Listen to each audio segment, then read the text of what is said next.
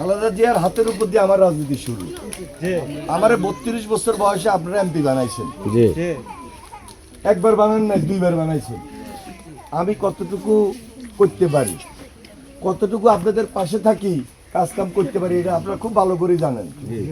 আপনার ছেলে, নাহলে আপনার ভাই, নাহলে আপনার স্বামী, নাহলে আপনার বাপ, কেউ না কেউ আমার সঙ্গে তো রাজনীতিতে আছেন।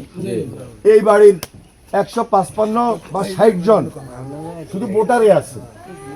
সবসময় আল্লাহর বাড়িতে ব্যাকে দানের শীর্ষে ভোট দিয়ে আমাকে নির্বাচিত করছেন, আমার আগেও করছেন, ভবিষ্যতেও করবেন বিশ্বাস করি। এখন আমার বক্তব্যটা হলো, আমরা ওই যে প্রথম যে কথাটা বলছি, একটা সুযোগ পাইছি, সুযোগটা কাজে লাগাবো। সুযোগটা হলো 12 তারিখে ভোট, ভোটটা দিই। প্রথম কাজটা হলো ইজ্জত, সম্মান, মান সম্মান নিয়ে এলাকায় জীবন যাপন করা, বসবাস করা। আর যেন কাউকে অত্যাচারিত না হইতে হয়, আর যেন মারামারি, ধরাধরি এগুলোর দিকে না যাইতে হয়। আরেক দিকে কিছু খারাপ লোক এখনো আছে, কিছু খারাপ লোক এখনো মাদক ব্যবসার সঙ্গে জড়িত।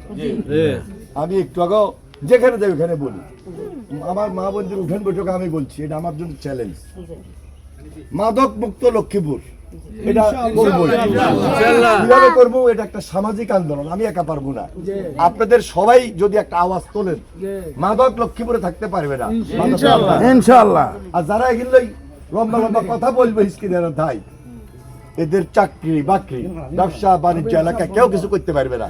যখন আওয়াজ তুলবেন বাধ্যই হয় এটা ছাড়ে দেবো, নাহলে এলাকা ত্যাগ করবো। এটা হলো সামাজিক আন্দোলন।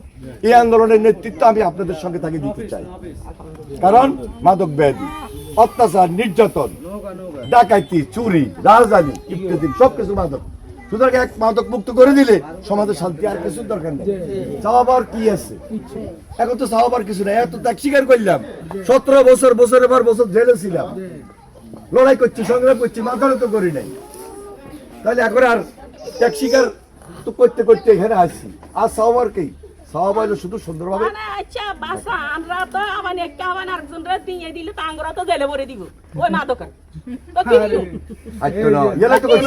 সামাজিক আন্দোলন। ঠিক আছে, উনি ঠিক কথা করছে, রাখো, উনি ঠিক কথা করছে।